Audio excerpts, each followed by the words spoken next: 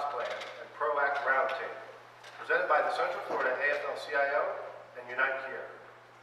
My name is Eric Clinton, and it's my honor and privilege to introduce to you U.S. Representative Congressman Darren Soto. Darren? Thank you so much for the opportunity to be here today with our Central Florida Afl-Cio, Unite Here, UPAT, and other unions in the CWA and others who are here today. A year or so since the pandemic came into full swing in February to March of last year, it's been particularly difficult for workers, especially in tourism and the service industry.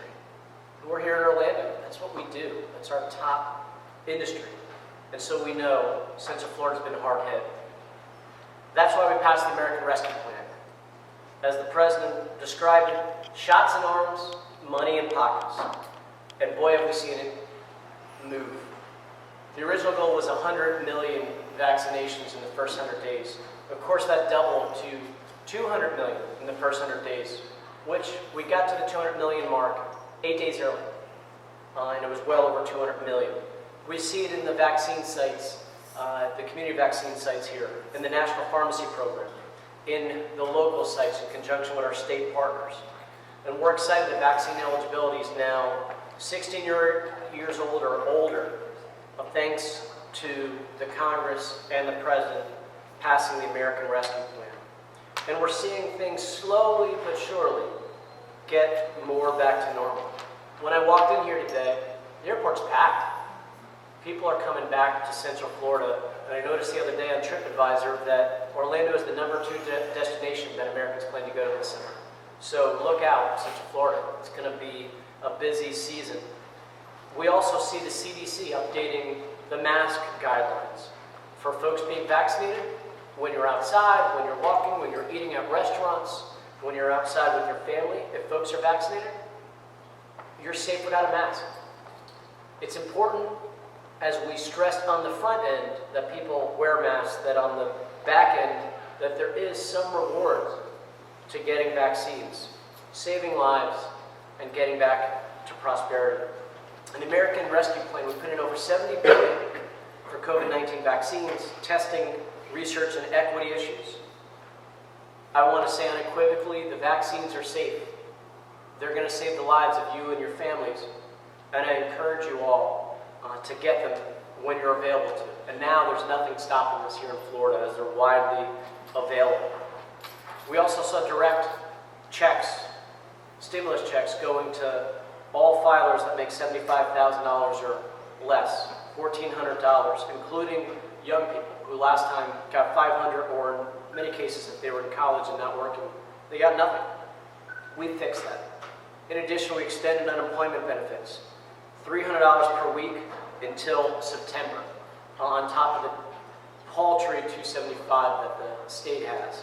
But for folks who are still out of work, with unemployment still not back where it needs to be here in Central Florida, that's a lifeline for so many working families.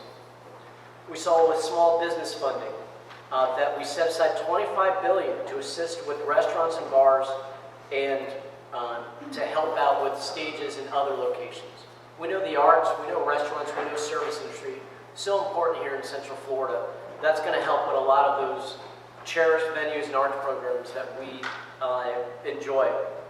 Another key is over $30 billion in transit agency funding, not only to keep links going and Amtrak going, but $8 billion went to support airports across the country and airport concessionaires. This was key for the workers. I want to applaud Unite Here, Central Florida Afl-Cio, and Orlando International Airport's Greater Orlando Aviation Authority for fighting to make sure that workers were hired back. Not a bunch of new workers coming in, because there's folks who want a vendetta for folks trying to unionize around here. We brought workers back in. We brought folks from in this room back in, but that's just the start of what we have to do. But this is just one example of the American Rescue Plan affecting right here.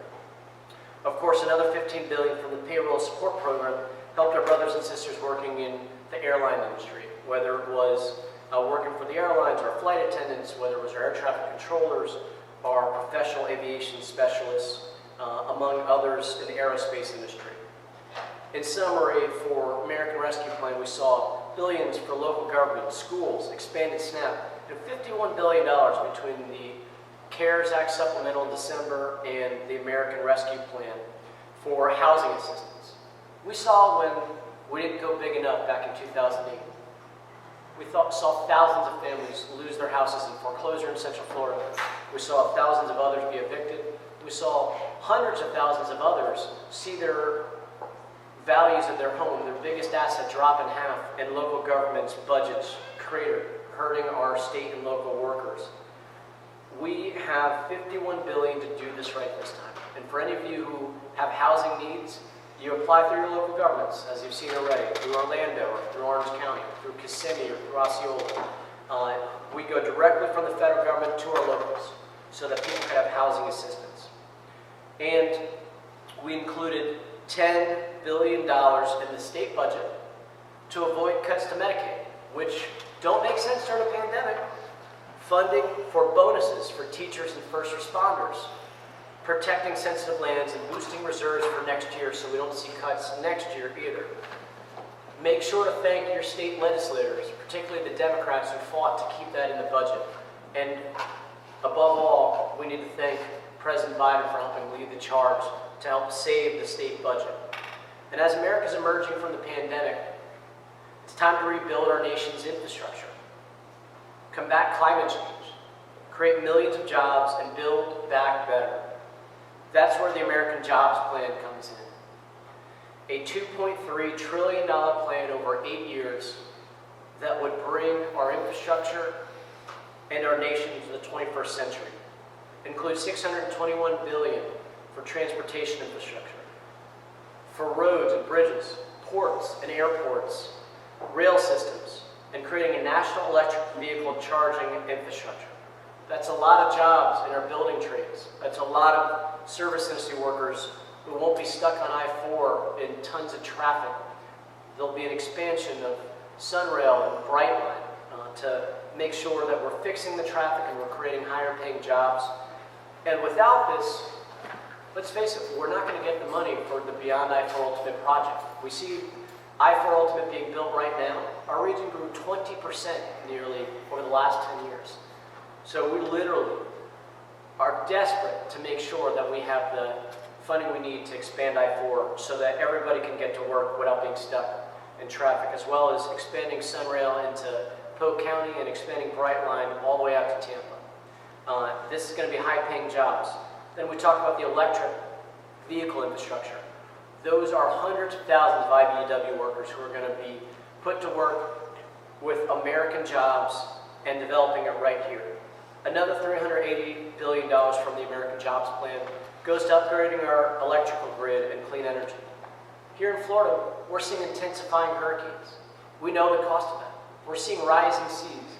Did you know the Army Corps of Engineers is designing a seawall from Palm Beach down to Miami-Dade for 2050 if we do nothing? Because otherwise the region will flood. That's the kind of situation, I agree, that kind of calamity is what we face. We know we can build back better, we can do better. We can make sure we're expanding solar. I applaud OUC for winding down their coal plant, but we need to make sure we're using gas as a bridge fuel, we're boosting wind, we're boosting solar, we're boosting modular nuclear, among others, to make sure that we will get to net neutral carbon emissions in the country by 2050, with retiring most coal plants and getting our utilities to net neutral by 2030 to 2035. The other key is $300 billion to bolster high-tech manufacturing. We are going to build the world's electric vehicles right here in the United States. We also are going to build the charging stations here. We in Central Florida are well positioned for both defense contracts, telecommunications, and microchips and semiconductors. Right in Florida's 9th Congressional District in Osceola County, we just started a new microchip manufacturing center with Skywater, the top domestic manufacturer of microchips in the nation. They were invited to the White House, and it was literally a Skywater electric wafer that President Biden held up in the Oval Office, meeting with the Skywater CEO and others. We know, even as we have tourism and agriculture, that we need to continue to diversify our economy, and that means manufacturing. American jobs, using American taxpayer money to have purchase American goods and to upgrade our infrastructure. Another $213 billion for affordable housing. When I went to the Oval Office, that was my question to the president. Were we going to be able to extend the eviction and foreclosure moratorium, should we need it here in Central Florida, in other hard-hit areas, and also to see if we could qualify Section 8 vouchers than the largest companies in America. That's not right. President Biden knows that's not right, and that's how we're going to fund our infrastructure. Then, of course, the American Families Plan that was just introduced on the day of the joint session for President Biden's speech. This is helping finish the job of the vision of making the economy more inclusive for everyone. $225 billion for paid family medical leave. We're the only wealthy nation in the world that doesn't have it. If we want to have families, we need to make it easier on parents. It makes the child tax credit increases permanent, which you can now draw down monthly. So when people talk about standard basic income and helping with families, you'll be able to draw down $300 a month, monthly, and get that in advance. Universal pre-K. We have voluntary pre-K here in Florida, but the rest of the nation doesn't. And with kids not being able to get the education they need before they get into kindergarten, they're already starting life behind other children. Then 2 years of free community college. The economy is moving so fast that jobs of the past are becoming obsolete so quickly. And you need to retrain. We all see this over and over. And so that's why making sure that you could go to Valencia or Seminole State or Polk State for free for 2 years to retrain is absolutely critical. And raising the minimum wage to $15 an hour for child workers, among other issues. How do we do that? Well, we rolled back the income tax rate on families making over $1 million a year. That is probably 0.0001% of my district, by the way.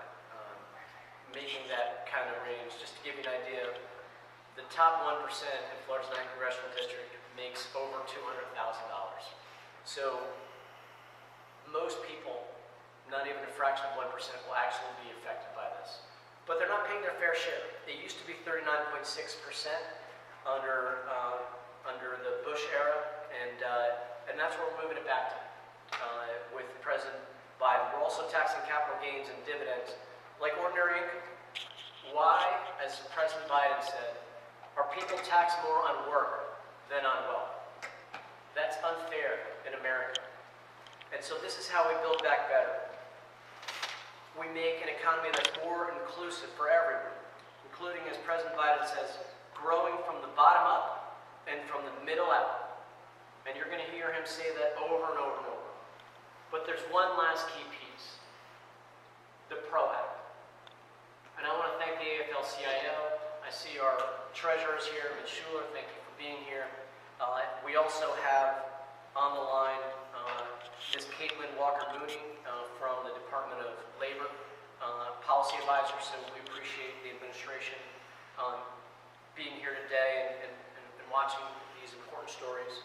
But when I read in the newspaper about Gabriel Ocasio story just yesterday, and the type of treatment that he went through and others, this is what the ProAct is all about. When you see folks trying to organize and everything is thrown against them, anti-union propaganda, frightening people with losing their jobs, intimidating them, trying to divide and conquer. That's what the ProAct would put a stop to. It would establish penalties on predatory corporations that violate workers' rights and combat misclassification of workers as supervisors and independent contractors. We've seen the independent contractor thing, the 1099 issue, decimate the building trades because they give someone a 3-week training program. They have no workers' compensation, and they put them out on a job site. That's not safe. And we've already learned what happens when you skimp on labor. We saw the VA hospital's foundation be screwed up. The very foundation of the hospital to help our veterans was screwed up because they didn't hire labor that actually knows what they're doing and that's actually trained. So we'd address that. It strengthens workers' rights to strike for basic workplace improvements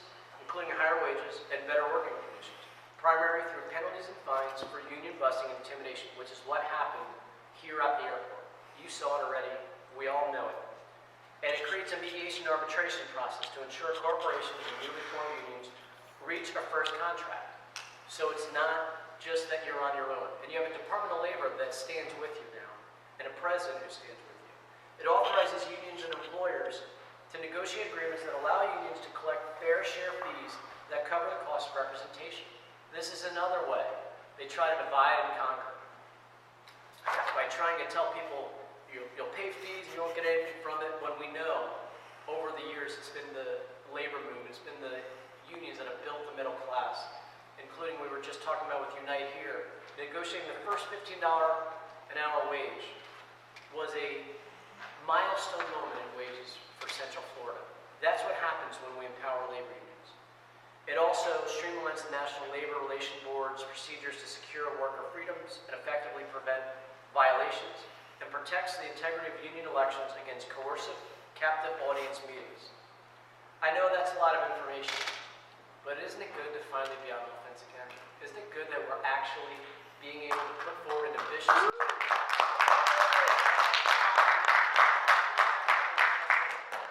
Thank you all with the Afl-Cio, Unite Here, CWA, UPAT, and other unions in the room today. And thank you most to our workers. We look forward to hearing all of your stories today. We stand with you. Thank you.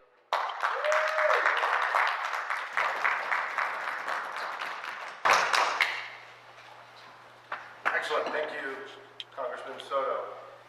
You all, food service workers that work here in this airport. First up, we have Gabriel Ocasio.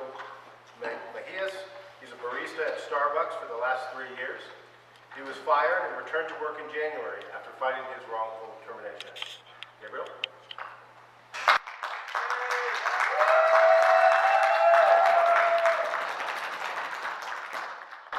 Hello everyone, my name is Gabriel. I would like to tell you a little about my story fighting for the union HMS hosts here in the Orlando International Airport. We face intimidation, disenfranchisement, and I was even fired. It shouldn't be this hard to be able to organize, something we were strongly fighting for. I started working at Starbucks as a barista for HMS hosts at Orlando International Airport on January of 2018, after moving here from Puerto Rico after the aftermath of Hurricane Maria. At first, I was excited to get to be able to work at Starbucks because I heard that they were pro-LGBT and encouraged people to be themselves. But I soon discovered a different reality at the airport. While working at HMS hosts, my managers made a bunch of comments that led me to file a discrimination charge against HMS hosts with the city of Orlando, alleging that HMS hosts discriminated against me on the basis of my sexual orientation and gender identity, and the claim is still pending. Once management told me to not wear makeup because it violated the male dress code. While another time they told me to stop acting feminine.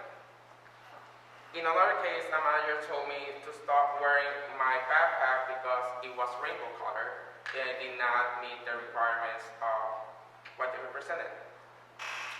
They told me that I needed to use a clear backpack because it was part of the policy. However, other coworkers and even management were able to wear whatever backpack they wanted.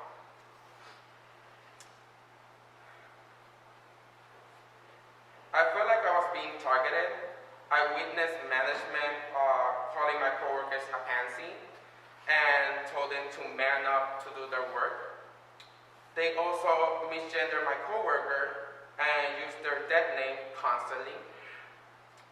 I was in shock, to say the least, because I thought that Starbucks was a company that I could relate to and an ally of the LGBT community. However, I felt I was not able to be myself at work. And the HMS host, to the extent that it made me feel like the company wanted me to go back into the closet, which was extremely unnerving to me. During that time, I was only making $10.25 an hour. This is not a living wage to be able to live on properly. For a while, I worked 2 jobs to make ends meet, but it got so bad that I nearly crashed my car because of exhaustion. I used to come home from one job, rest 3 hours, and get dressed to go to my second job. And this is not a life that is healthy or anybody should go through. I knew something needed to be changed, so my coworkers and I started organizing to be able to get a union into the airport. In February 2020, we went public with our campaign. Shortly after, HMS host fired me for drinking water behind the line of work, behind the register. Getting written up and much less getting fired was something like that, it is not common practice. Actually, drinking water on the job is common practice. It was so frustrating to get fired for that after we went public with our campaign. The union filed an unfair labor practice charge with the National Labor Reviews Board against HMS hosts for firing me in retaliation for speaking out in favor of the union. In January 2021, the ULP was settled with the NLRB, and HMS hosts agreed to reinstate me with back pay and restore my seniority and benefits.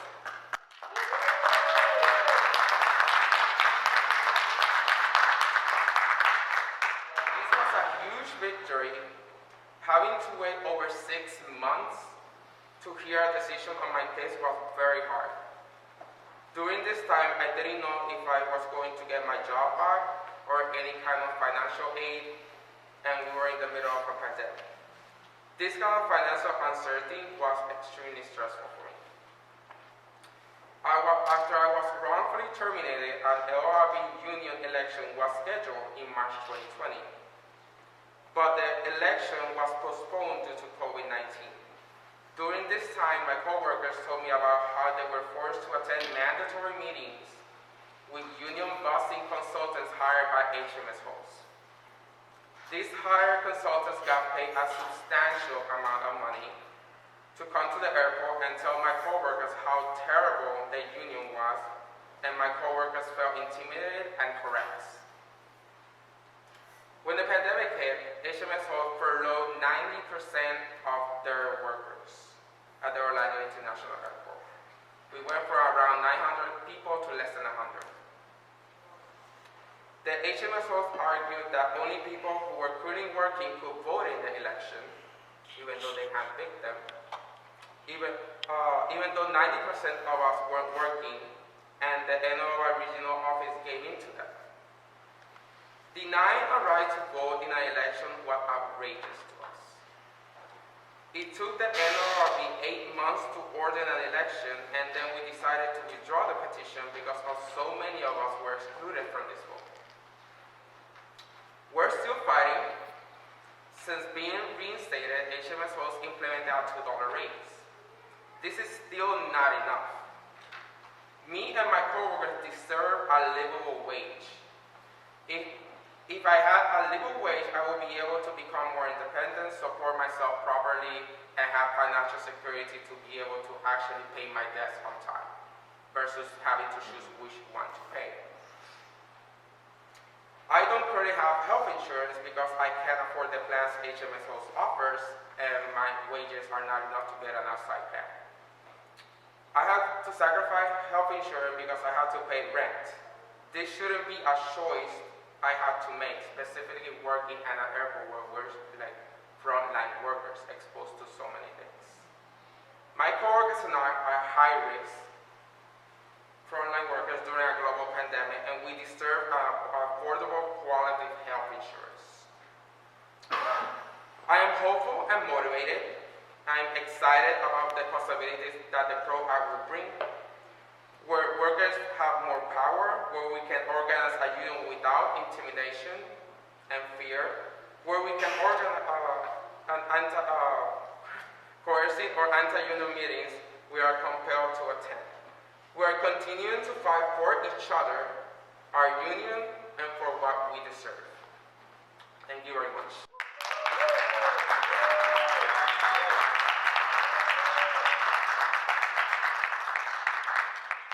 That was excellent. Thank you. Next up, we have Isabel Gary. She's a host who has worked at Chili's and on the border for the last year and a half.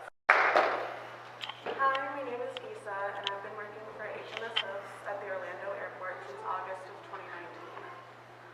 I want to tell you about my experience working for HMS Hosts and why I'm fighting together with my coworkers for a union to win respect on the job, better wages, quality healthcare, and so much more. In August 2019, I started working at Chili's as a host. I was working part-time because I was going to school full-time to get my degree in political science. I was only making $10.25 an hour when I was first hired, and I didn't get a raise until I was rehired after being furloughed because of COVID-19. I want you to understand how little $10.25 an hour is. For me, I live with my family.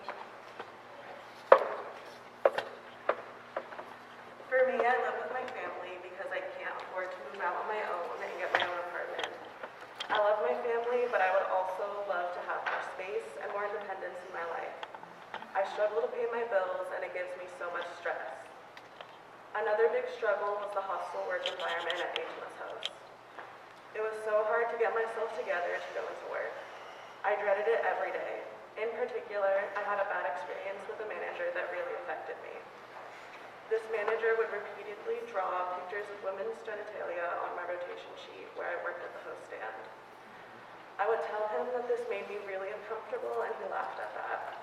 I told him I found this behavior really frightening, yet he continued to make these drawings. This experience was horrible for me and contributed to the hostile and disrespectful environment at work. It felt demeaning to work for HMS hosts, to go in making as little as $10.25 and then have to deal with creepy managers like this. I felt really stuck and kind of hopeless, like I thought there was no realistic option on how to fix it. But once I started to organize with my coworkers, I felt like, wow, there was something I could do about what was going on and fight for change together. Eventually, HMS Host did fire this manager. My coworkers and I got together, and we started to realize that so many of us were experiencing problems. We started making a plan on how to win a union and demand improvements at work. We went public with our campaign in February of 2020, and we filed for the union election with the National Labor Review Board. The election got set for several weeks later. During this time, things started to change. HMS Host hired some men who came into the airport to talk to us about how unions are terrible. They were frequently walking around the restaurant where I worked and coming up to me and my coworkers while we were working. They would be really persistent about how bad unions are and how they were going to rip us off and abandon us. They told us that unions all they want is our money. I felt really uncomfortable having these guys corner us and make us listen to what they had to say. A few times they came up to me right when I clocked in and would not listen to me when it was really clear that I did not want to talk to them. Another thing that started happening was HMS Host managers started to talk a lot about how awful unions were. There were flyers all over the workplace saying how bad unions were and that we should all vote to stay union free. It was a bit ridiculous how hard they were trying to convince us, but we were strong and organized and we saw right through it. Unfortunately, this was around when COVID started picking up. Working at the beginning of the pandemic was really scary because nobody knew what was going on. The company furloughed over 90% of us because things were shutting down. The union election got postponed by the NLRB. HMS Host argued that the only people who are currently working should be allowed to vote in the election. This was really unfair. It was so frustrating because we were so confident that we were going to win our union vote, and then the NLRB office decided to exclude 90% of the workforce from voting in the election. We ended up withdrawing our request for an election because so many of us were not allowed to vote. Now I am back working for HMS Host, but at a different restaurant called On the Border. It's so stressful because we're working around people who are flying from all over the place during a pandemic. I'm really scared and worried about COVID-19 because I live with my mom who has an autoimmune disease, and she takes a medication that suppresses her immune system. I'm worried that I'll bring the virus home to my family. Working at an indoor restaurant is scary because we can't open windows to ventilate, and people are sitting with their masks off, eating for long stretches of time. We also are really overworked at the moment. Customers are tense and get upset because we are short-staffed and we cannot help them quickly. We are running around constantly trying to keep up because HMS hosts haven't hired back enough people. We don't have enough support from managers. A good portion of the time, there are no managers in the store for the first couple hours of my shift. Sometimes there have been shifts with no managers working. One time I had to go to Burger King to get the key to open the restaurant because no manager was there when we opened. This is all really frustrating because I know that HMS Host has received millions of dollars in rent relief from the Airport Authority to help them out during the pandemic. HMS Host should be able to figure out how to support us as well. I'm excited to keep fighting alongside my coworkers. We never got to finish the fight we knew we were going to win. There is a lot that the company has to change to be fair to their workers. It's not just about the people who are working here now.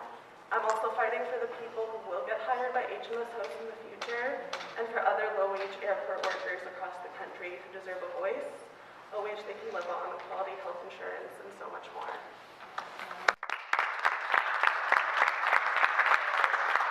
Next up, we have Hilda Renteria Hernandez. She's a server at Chili's for the last year and a half. She's not been returned to work yet. Hilda?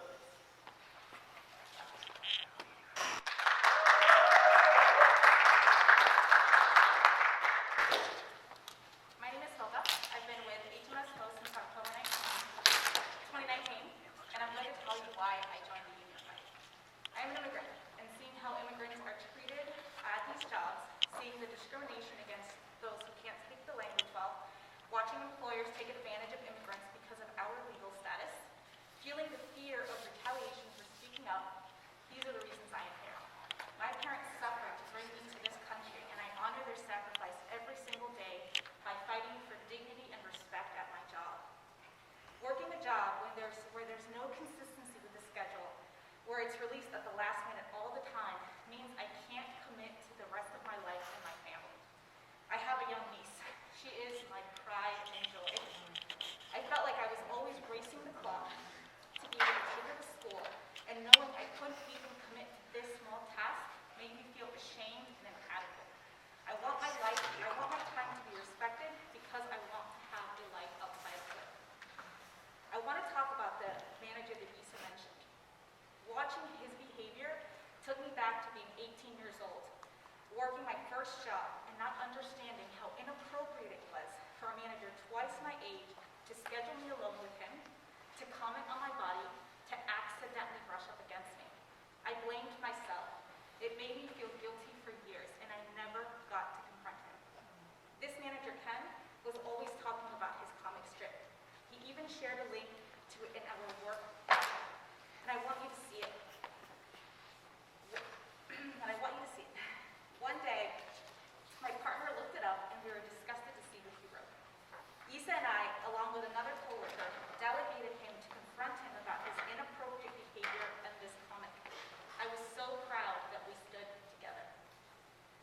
Then one day, the regional HR director came in, and I was sent to their office by my manager. Isa was waiting for me in the office, and I knew she wanted me to be there for the meeting. She knew she could lean on me, and I was honored that she trusted me for that support. She had already filed a complaint with the city of Orlando, and now we had presented this comment. Pretty soon, he was fired. Moments like these help me realize the power we have when we fight together. The pushback started after I went public with the union.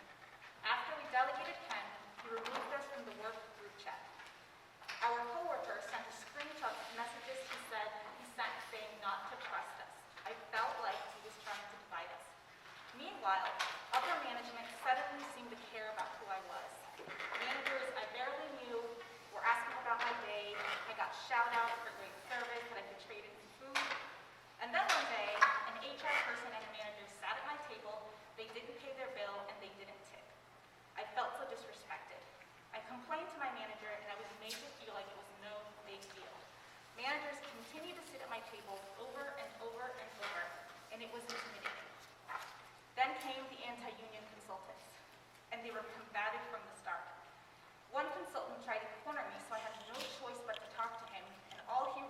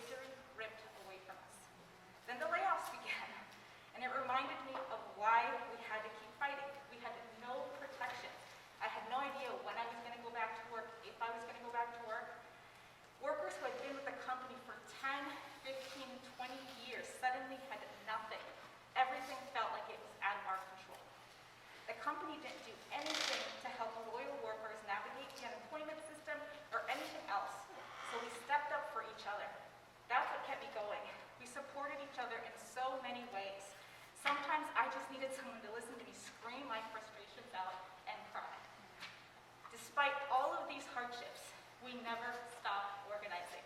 We fought for months to get our jobs back, and we won.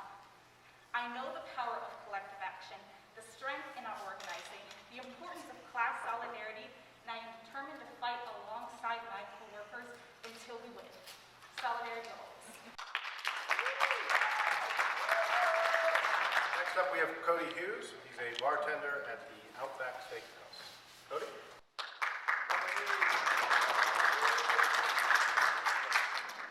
How you doing, everybody? My name is Cody Hughes. I worked at HMS Host for 5 years.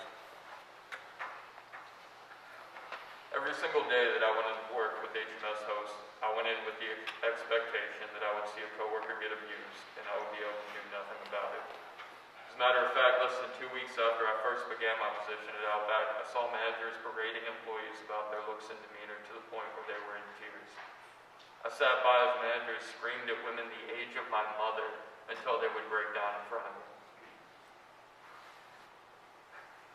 You know, I'm still mad that I didn't do anything about that. It drives me insane. But the thing is, I knew that if I spoke up, my life would get dramatically worse at the office. And it did. See, Florida's a right to work state, which really does sound great, doesn't it? It sounds like we have the right to be at our jobs, but the actual wording of the law is the opposite. Our right to work laws include wording that can mean we can be fired at any moment. Now, sure, we couldn't get fired for helping the union, but on the day that you decided to speak up and you showed up 30 seconds late the next day, you were done. Other people 5, 10 minutes late, some people called out, it didn't matter. The fact is, they had one thing they could use against you and they used it. So most of us, we go in and we would be walking around on eggshells. The job I got as a bartender was very highly coveted. It was very hard to get. For years, I walked in and I watched people get abused, and I said nothing. I did nothing. I wish I would have been stronger, but I wasn't. I personally got attacked constantly. I was getting pulled aside by managers. Things that weren't my fault, especially right when I started bartending. Glasses would be broken. Always my fault. Didn't matter, I wasn't behind the bar at the time. Get pulled aside, get told that I was this close to being done over something I had no control over. Eventually, I actually did get the job. I worked very hard for it, and the abuse stayed just as strong. You weren't protected anywhere back there. It didn't matter how hard you worked, how long you had been there, how much you sacrificed. At the end of the day, if you were a problem person, what they considered a problem person, you were gone. 2 years ago, I found out right before my shift that somebody I was close to had passed away. I called my manager in tears trying to call out for my shift, but instead of being told to grieve, I was told to see what I could do and that I was expected to show up to work. I did it. I went in. One of my coworkers, Courtney, Monroe, one of our speakers today, she saw what was wrong with me. She pulled me aside to talk to me, and when I informed her of what had happened, she was gracious enough to offer to stay with me. She had to go to the manager that I had already called and explain the situation to him. He responded by coming into the office, getting in my face and shouting at me, "Who died?" Her name was Eva Marie Ashby, and she was like a mother to me. He then asked me how she did it. I had to look him in the eye and say a woman I considered my mother committed suicide, and I blamed myself. And that was the only point I was allowed to go home. And I still stayed quiet. I wasn't strong enough. But other people were. I had a coworker. She actually stood up to the manager. She just got behind the bar. She worked so hard to get there. She'd been there a month. She stood up when they made all these false claims about the union, about how bad it would be for everybody. She actually stood her ground, and she started refuting some of his claims. So what happened? He became irate with her. He then pulls her into the office. He tells her she can't speak to any of his other employees. By the next week, she was off the bar. This was a single mother. She's on one source of income, and that gets taken away from her for daring to point out obvious lies. And that was known. At some point, as Gabe has said, they brought in outside consultants to come in and pull us off of our work during the day, to spout lies about unions, to tell us about how they can't promise us anything, how they just leech money from workers. They would do this in the middle of our workday on our shift. I'm a tip position. I missed wages every time I had to go to one of these things. But at least I understood what was going on. You see, we have a lot of multicultural people there. The meeting I was pulled into, the main other workers in there only spoke Creole. There was no translator. These women had no idea what was going on, whether they were in trouble, they were scared, and they were intimidated. And I was furious. But again, that's the thing, I didn't say anything. I wanted to so badly. I wanted to say this is wrong. You can't do this to people. You can't pull people out of their jobs. You can't intimidate them like this. But at the end of the day, I told myself that they can't get fired for me. They can't fire me for supporting the union. But I had to question that because Gabe right here, you heard his story. He lost his job. There's a right to work in action right there, right not to work, if you dare stand up for the wrong thing. So yeah, I had to question that. But at the end of the day, it just goes back to this. I'm going to say it again. I went in and watched women as old as my mother get screamed at until they were reduced to tears for one reason, and it's not for what you think it is. It's because our system allows this to happen. I was afraid to stand up for them because our system also allows me to be punished for that. I watched a single mother lose a primary source of her income because she dared to speak up when I wouldn't, and guess what? The system didn't stand up for her either. That's why we need a union. It's for every single worker who has faced the juggernaut of corporate disinterest. It is for every mother who had the audacity to stand up to a company and demand better for herself and her child.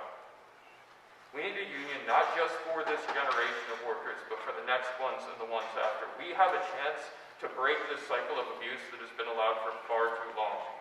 Because right now we've been allowed to come back to work, but nothing's changed. We still face mismanagement, discrimination, abuse, and lies, and I'm here to say I personally am done with it. We're done with it. We need our union. I don't want to see any more old ladies cry or single mothers suffer, but we can stop that. It just starts with our power to fight for ourselves. Thank you.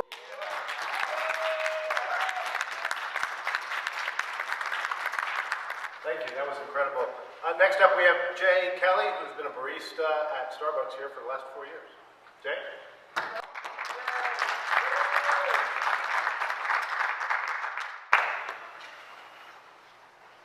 Hey everyone, my name is Jay Kelly.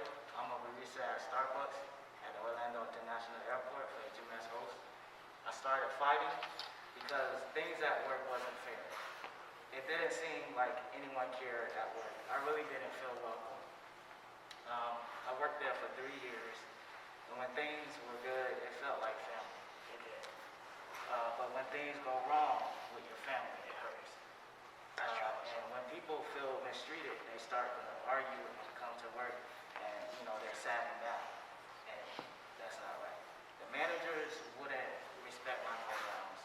They wouldn't change my name on the schedule, even though it should have been there. In fact, 2 managers told me they wouldn't change it unless I got a goal up or change it legally. And even though I saw another employee listed using her nickname on the schedule every week, my coworkers would go to the schedule and correct my name as I wanted to.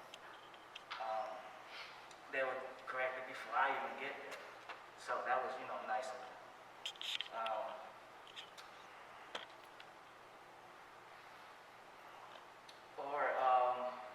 Or they would apologize. My coworkers would apologize if they said my name wrong, or if, they didn't make it right. So, another has misgendered me at least a dozen times, but my coworkers stood by my side and support me no matter what, corrected them no matter what. When we went public, things shifted really quickly. Management started acting different and got much more stricted at my location. Some managers started avoiding me, not even using my pronoun or my name at all. They told me I had to go to Coco in order to change it. So I kept printing, I kept writing my name on the schedule as I wanted, not my day. So when the pandemic hit, one day I got took off the schedule. I didn't know why. They didn't call me. I didn't have no notice. They didn't email me or nothing. So I waited a week to call them and ask if I was on the schedule. They said no. So I'm like, okay. I assume that's it. I have nowhere else to go. That's it. Nothing. I'm in a hole. When the labor board decided that we wasn't allowed to vote in an election, of course, that's a slap in the face. So it made me confused. Didn't know what's going to happen.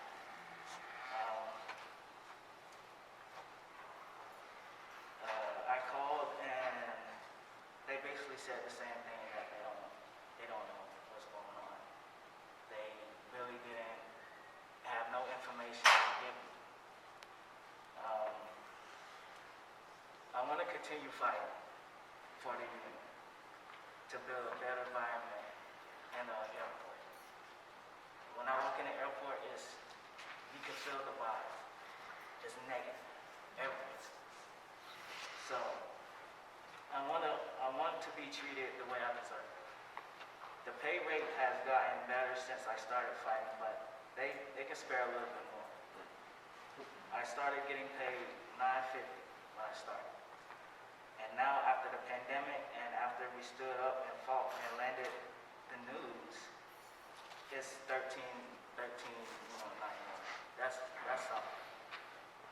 But right now, as a barista, I'm doing different jobs that I did not apply for. I'm making drinks, I'm cleaning areas, I'm doing cash, maintenance, back and forth outside.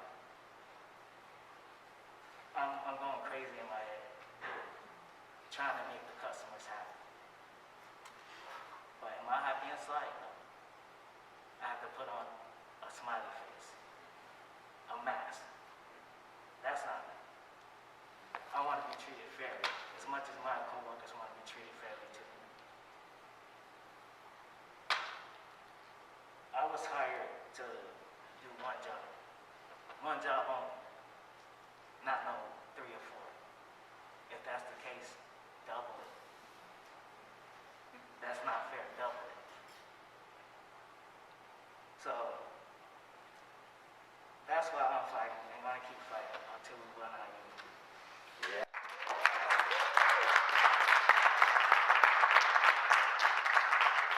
And finally, we have Courtney Coco Monroe. She's been a bartender here for the last 8 years. Coco, come on up.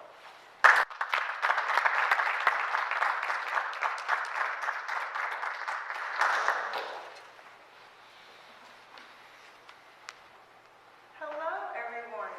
It's still morning, so good morning, everyone. Good morning. Morning. For a few more minutes. I'm Coco. I go by Coco. I've been at Outback for 8 years this past January. It's made 8 years. It doesn't seem like it's been that long. It's literally half of my life in the hospitality industry, which is crazy to me. So, I want to ask you guys a question. Have you ever known someone in an abusive relationship? Have you seen them getting mistreated, disrespected, and broken down to nothing? You watch as they're in a state of perpetual hopelessness. And they learn to work around this abuse because they have to survive. Right? That's part of it. You get so stuck in it that you can't see past the abuse. You do everything that you can to encourage them. You want them to stand up for themselves. You want them to fight. But not everyone has that power. You know, they're conditioned to believe that this toxic relationship is all they can be in. That's all that they can do, and no one would have their back if they want to get out of it. That's why I'm here fighting today. To tell my coworkers, I have your back. I will help you amplify your voice as you speak up and fight back. But not just me. I'm not the only one that will have your back. We have an entire workforce that will have your back. We will collectively make sure we are standing up and getting what we deserve because we have the power now. We are almost there when the pandemic hit. We were ready to fight this abusive relationship, and we got slapped in the face again. Not only did we get furloughed, but the NLRB postponed our vote date. It brought us back to that same mind frame that we don't deserve anything. You know, you get these little triggers that makes you feel like you don't deserve this. Every slap in the face, you feel like you don't deserve this and that you need to give up. And the feeling of disrespect and hopelessness crept back in for all of us. But this time was different. This time we had each other to lean on, to support, and to amplify each other's voices. We banded together and fought through unemployment, which is absolutely ridiculous. There's no reason why it should be this difficult.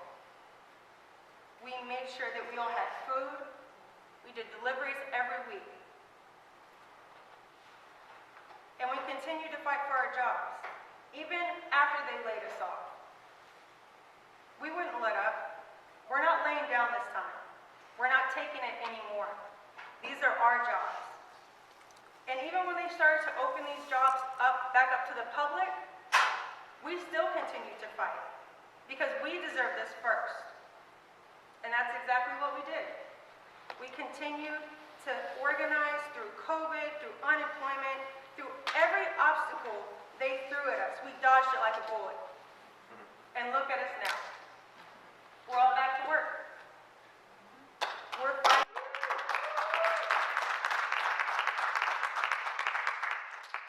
We are fighting harder now because conditions are 10 times worse than they were before.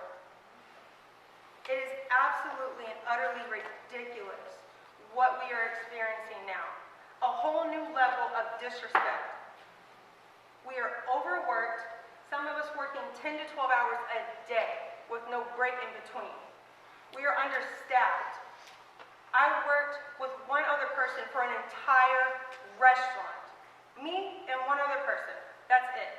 No one else. And we are so worried about health and safety because COVID is still affecting millions of people daily. We see so many people through this airport, and our international travel is about to come back. So it's going to make it even worse, and we're going to get even more terrified about how this is going to affect us. We need this union more than ever now. We need help. And let me tell you, help is on the way. We are fighting for this union, and nothing and nobody is going to stop us, including the union buster consultants that HMS Host hired last year after we filed for our union election. We discovered last week that in 2020, HMS Host spent a grand total of $392,503 on these union busting consultants to try and convince us that we should vote no for the union. That's a disgrace. That is completely unacceptable to me. That's over $250,000. On top of that, since the pandemic hit, HMS Host has received over $4.8 million in rental relief from GOA. This shows how much they're willing to pay people to fight. So we don't vote for this union. And how they don't want to pay us. We're the backbones of this airport. We do everything for them. We take care of everything for them that they need. So no matter how hard they try, no matter how much money they throw at these union busters, no matter what bullet they try to throw at us next, they're not going to stop us. They're not going to stop us from standing up for ourselves, for fighting what's right, and for what we deserve, and using our damn voice. Thank you.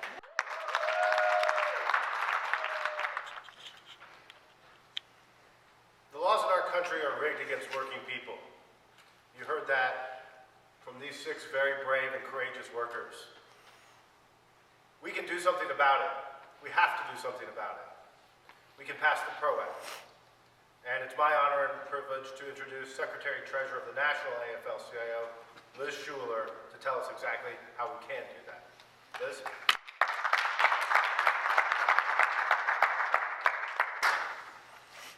Thank you so much, Eric, and I just want to say, first of all, thank you to this incredible panel of courageous and fearless workers who I am so honored to be in your presence. So I just want to say, Gabe, Isa, Hilda, Cody, Jay, Coco, the labor movement has your back, and we are going to be there for you until this fight is finished. I mean, it's never finished, but we're going to be there with you every step of the way. And so I just want to say thank you so much for your courage. I'm fired up. Yeah. I'm ready to go. So again, I'm Liz Shuler. I am the Secretary-Treasurer of the National Afl-Cio, an umbrella organization of 12.5 million working people, 56 different unions fighting all across this country. I use she, her pronouns. I am so proud to be with Eric Clinton here, the Central Florida Afl-Cio, of course, Unite Here, Local 362, my colleagues from all of the unions that are here. We are a family. We are a movement. And certainly the congressman told you about what we were able to accomplish when we worked together. I know that through a pandemic, you've made so many sacrifices. We heard the safety sacrifices that you've taken, the risks that you've taken every day you come to work, the overworked and understaffed nature of what you're doing right now. You're standing up in the face of all kinds of opposition, facing down fear and intimidation and harassment on a daily basis. I'm infuriated. And it should not be this hard to organize a union in this country.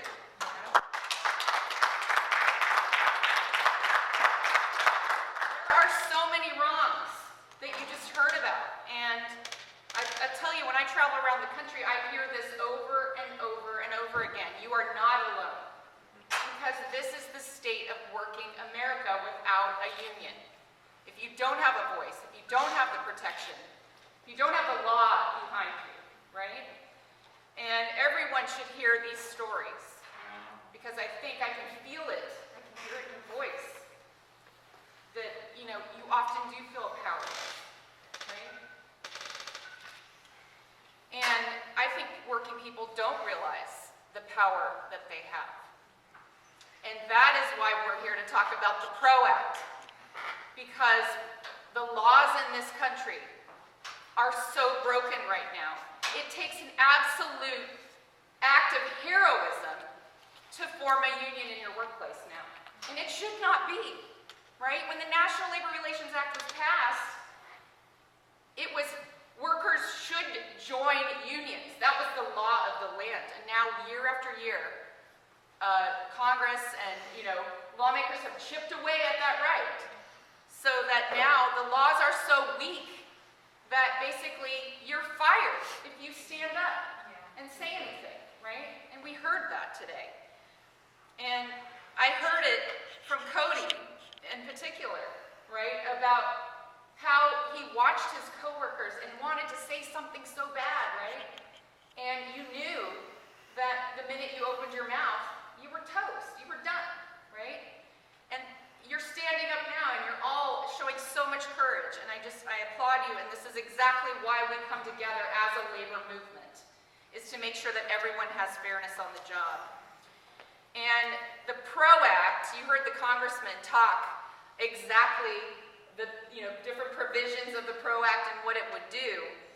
And this is a generational opportunity to transform the labor law in our country and create an equitable economy for everyone. And we know what the pandemic has done and the inequities we've seen throughout the pandemic, the disproportionate impact it's had on workers of color, primarily because they're frontline workers, and the disproportionate nature of those who want to organize and the intimidation and harassment that they experience when they try to do so. The ProAct would fix that.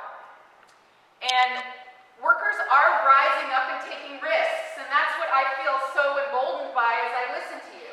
That despite everything coming at you, you're taking risks. You're rising up, you're using your voice. And right now we have public support unlike we've ever seen. If you hear the polls, right? People support unions. 65% of Americans support unions. It's the highest it's ever been in 50 years. So we want to ride that wave. We want to make sure that we pass the ProAct, and now is the time. And so we're asking you, let's build on this momentum that we have in the country. Let's bring the ProAct across the finish line. Let's contact Congress, even if your senators are right there with us and you're watching this. Let's thank them for their support, and for those who still need to get across the finish line, let's put the pressure on. And right now, I'll close with this. What I heard from pretty much all of you too is that you're building for the future. It's not just about you and your workplace right now. It's about the generations to come.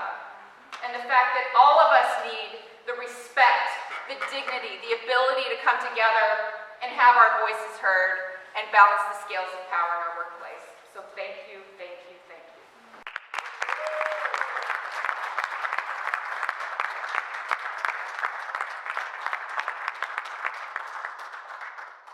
Excellent, thank you, Liz. Sorry, Secretary Shuler. Thank you. So we're going to have a conversation now. In addition to U.S. Representative Darren Soto, Secretary Treasurer Liz Shuler, we're also joined by two additional labor leaders who are here locally in our community. First, Wayne Lukash, who's the President of the International Union of Painters and Allied Trades, Local 73, as well as Angel Perry, who's the Executive Vice President of the Communication Workers of America, Local 3108. Thank you both for joining us. Thank you for having us. We've heard some pretty disturbing, my opinion is pretty disturbing information here today. I'm not sure how anyone could characterize it otherwise. We'd like to have a conversation with the workers about that. So to our panelists, I'd like to ask you to think about a question that you could pose to the group and start having this conversation about what they've experienced. Do I have a volunteer first? Representative Soto? Thank you so much. It'd be great to hear from you all. How long do you think is a good window to be able to go from deciding to organize to a union to getting to a vote? I know we're talking about narrowing the window. What do you think in your individual situation here at the airport would be a helpful time period to keep your momentum and go into a vote?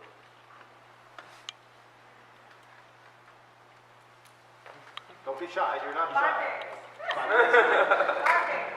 I'm in the town. I'm not hungry. Seriously, but once we've already made the decision, we feel we're ready. Any more time you add on to that, it's just more time for people to gain uncertainty, fear, and doubt. Yep. So you're basically just giving them more time to get their tentacles in and make sure, like, oh, well, we can sow enough discord in this community. If the community's strong and they're ready, like Coco said, maybe even 5 days is too long. Let us do it that day. Like Cody said, I think we all waited enough for this. So whatever they decide, we're ready. We're ready to go in there, get the support that we need, and get our vote. And I'm sure that we're gonna win this election because we're winning it before all this, and we're even more trained and prepared for this. So when we know how the workers are feeling right now because we're back at work, and like Courtney said, it's even worse. And we got even people that were not even for the union that are speaking out right now because they're realizing that they do need the union. So we're ready for it.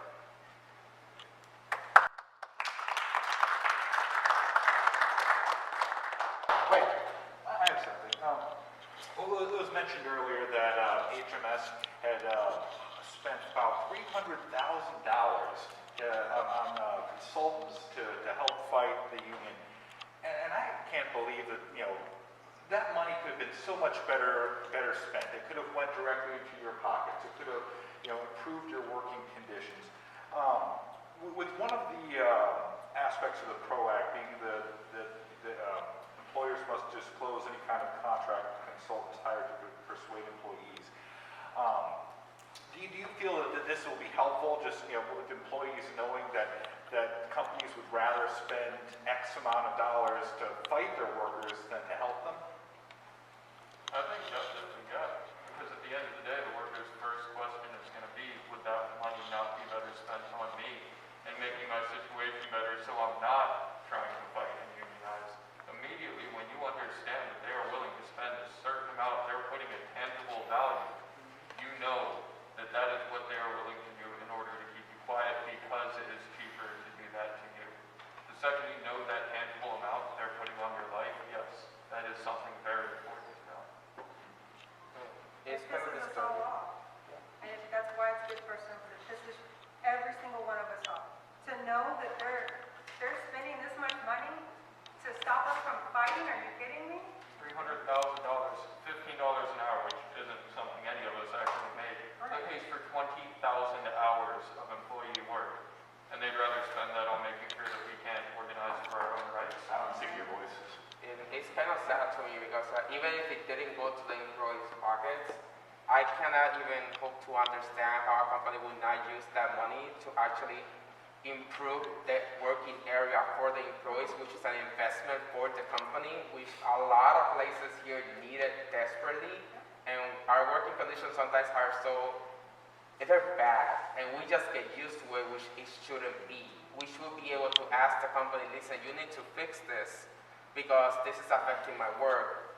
Me personally, I was put into a situation, like as I work at Starbucks, our ice machine was broken for 3 months.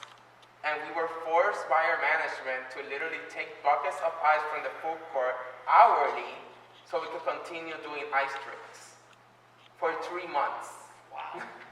Because they couldn't fix an ice machine. A company that has millions, maybe billions at their disposal couldn't do that. And yet they have the money to do this.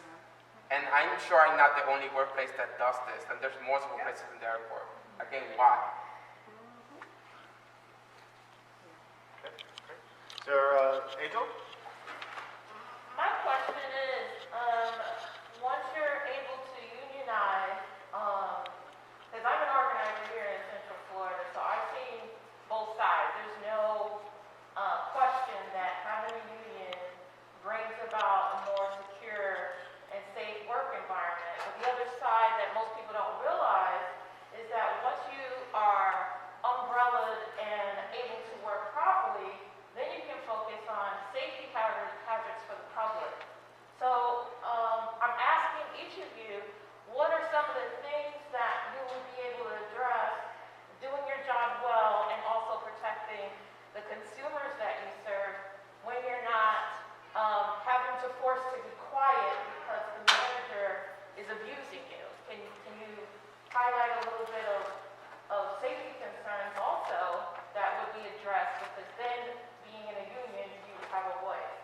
That's a great question. Just remind the panel, when you're speaking, make sure you speak up because we are being watched on television. It feels very intimate, this conversation. We have an audience and they need to be able to hear everyone. So, Angel's question, how would this impact your safety at work? Dramatically. Right. We, in our current guidelines, are supposed to every single morning have a temperature check by a manager, and we're supposed to go through this questionnaire online that lists any type of symptoms we could have had. If you have anything at all, you're supposed to go home right away that day. Courtney at one point asked me to start keeping a log of how many times they have actually done this. Granted, I didn't have to keep a log because they've done it once since I came back. Oh. That is specifically due to a lack of management care. Most of the times when we're opening, there's no manager there to show anything to. There's nobody to do a temperature check. That's not just for our safety, that is for the safety of our guests. Come down to it, if we had more employees, we would have more time in the back washing our hands, taking care of things that matter. We had an employee 2 weeks ago test positive for COVID. I wasn't made aware until 4 days later. The last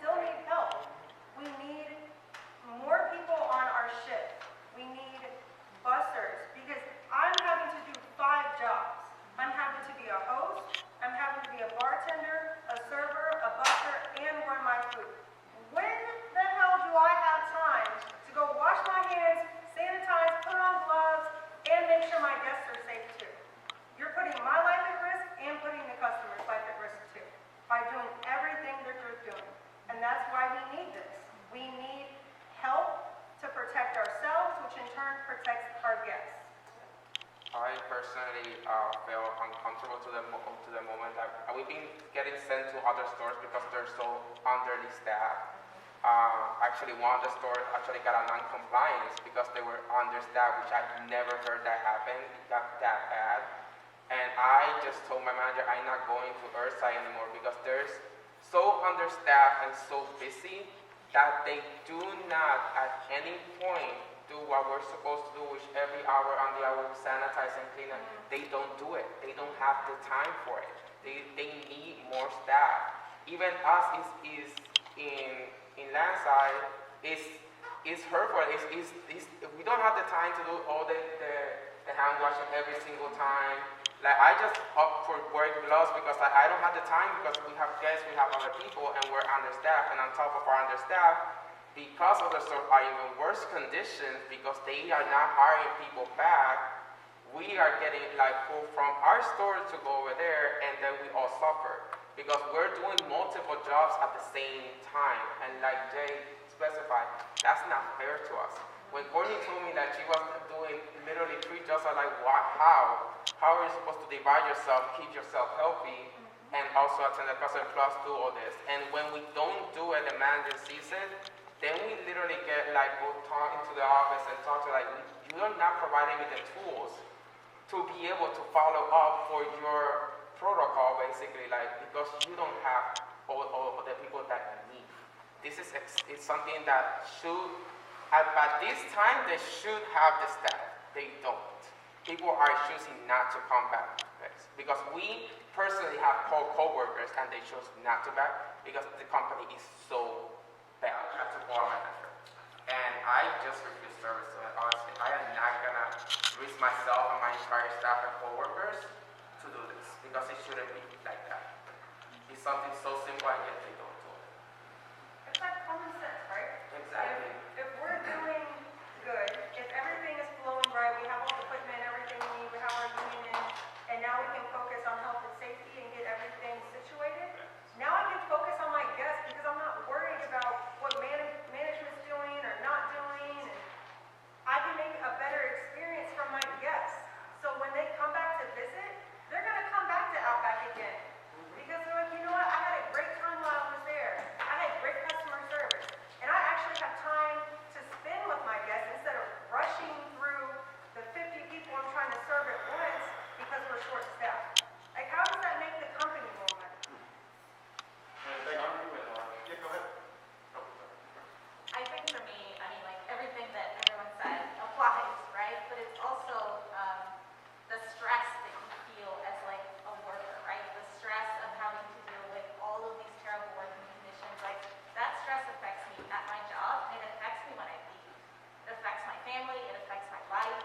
And so knowing that we have a union, that we have a structure there to be able to fight back and hold this company accountable for their actions makes me feel so much better. It makes me feel better to come to work knowing that I can do that. So for me, it's relieving that stress. And to hear Isa and Hilda talk about the harassment and discrimination. I know, of course, women in particular that work in the service sector suffer disproportionately from harassment. I mean, it's off the charts, and especially if you're working in a tipped environment. And I was just wondering if you could speak a little bit more to the notion of, and you just said, you know, what it would mean to have a union and to be able to pass the ProAct, you know, organize and come together for that kind of protection from, you know, what you experience and you were talking about that made you so uncomfortable in the job. When everything first started happening with that manager, I was really embarrassed by it. I was embarrassed by the fact that it was happening to me, and I didn't want to talk about it with anyone. It was an accident that I was having a conversation with one of my organizers, and it just came up. And that's when we started talking about it. I didn't want any part of it. I didn't want to acknowledge it. I just wanted to get through the day. And even when we still have, like, we started having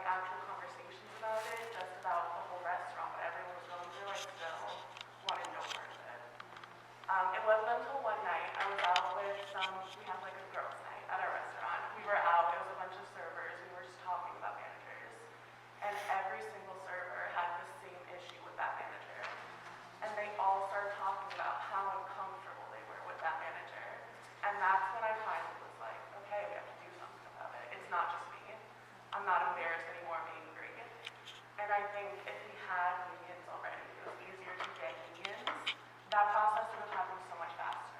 That was over the course of months for me. And if they had known, if we had had those open conversations about the issues that were going on, it would have been such a faster process of getting him out of that restaurant. Yeah, no, I mean, I completely agree. For me, again, I was still, like, it brought me back to that place again, like, of never being able to confront my manager for that behavior. And I remember when Issa would talk about this, right? And it makes me really emotional because, this man was, like, so much older and he preyed on women, on young women. Like, this behavior was predatory, was allowed. It was allowed. People thought it was funny. People thought that it was not that big of a deal, right? And when we had a chance to do something about it, when we delegated and when we knew we could take all of these steps, like, it felt good, but it would have felt better to have done that immediately. To know that, like, that it's just not, it should not be tolerated. It should not be allowed. You as a manager should never feel comfortable enough to do any of those things. Those protections should already exist. Two major victories, both getting your jobs back rather than them hiring other workers, as well as a $2 raise across the board. Do you think your high-profile efforts to unionize help contribute to those victories? Is there a growing momentum and perception among your other coworkers about the power of unions, given these recent victories? Absolutely. We fought really hard. We fought really hard for those victories. That's like a no-brainer. This was all us. All us. Even the workers that, did not want to be a part of it before, I've had some of them come to me and be like, you know what? I'm not going to fight it. Let them come in. We need help. Like, they were strongly against it. And they're like, we need help. This is how bad it is for them now. And they've been dealing with it a lot longer than we have because we're just getting back to work. And they're like, we need help. What do we need to do? How can we help? How can we get this in? Let's do this. Let's get it done. And we're all on the same wavelength. Like, the community that we have now, the way that we work together and come together is very surreal to me. Because our whole attitude in the restaurant, specifically in Cody and I's, is nothing but teamwork. Like, there's the managers hardly ever around to begin with, right? So we all figure everything out together. So for us, in our case, we're already unionized. We're already doing this together. We're figuring everything out like we should be because we don't have any other choice. So yeah, this was us. This was all us, and we're very proud. Yeah.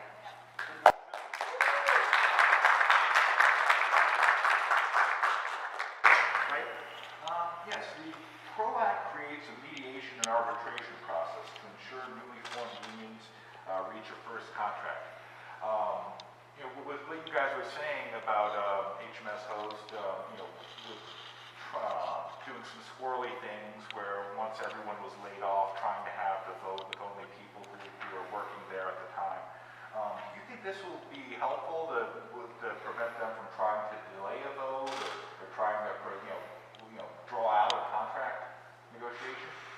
Absolutely. I had the experience personally. I'm very thankful for to watch our negotiation, specifically with HMS Host, and we saw, me and Courtney were there, and we saw how they literally like to delay, and they met up to negotiate, and it just became a useless meeting of just like delaying everything. While this contract was under negotiation for over a year, and we know it's really bad now. So if the ProAct passes, hopefully, and we're gonna fight as much as we can for it to pass, it will be a huge relief to know if we have that backup that will basically maybe like let us get our contract way faster and get everything done the proper way and actually sit down to negotiate. Hear you right now. The Senate is blocking ProAct at the moment because there aren't enough votes quite yet to pass it. What would you say to them? How dare you? Yeah.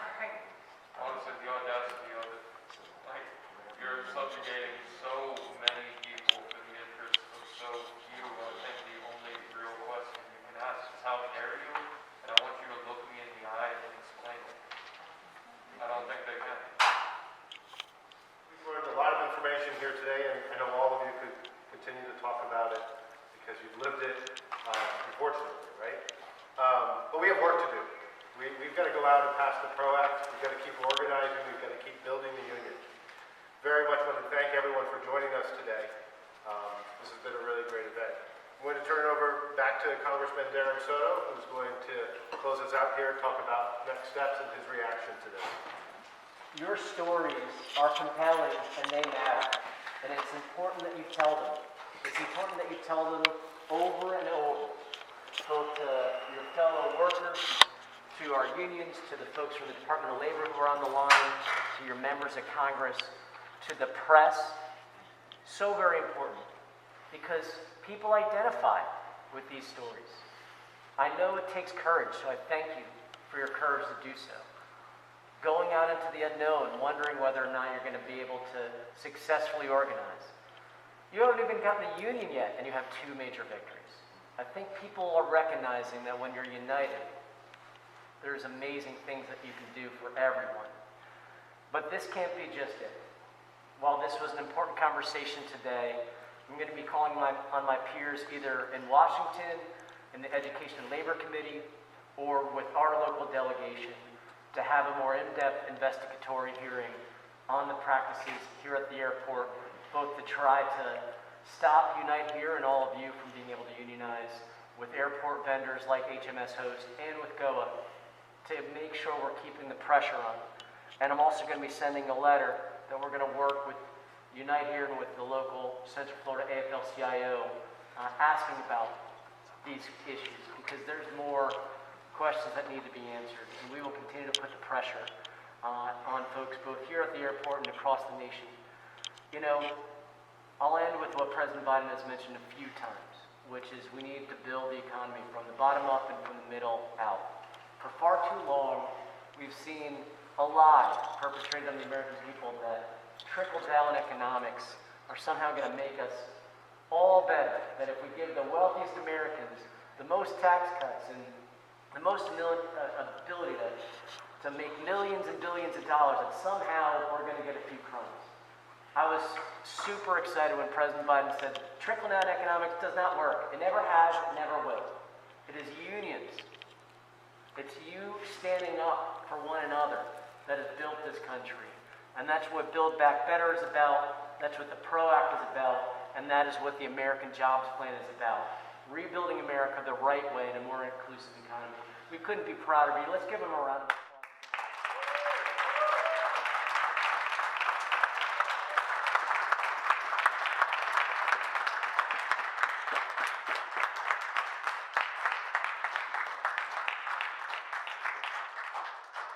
And we stand in solidarity and will honor your struggles with action. Thank you, everyone.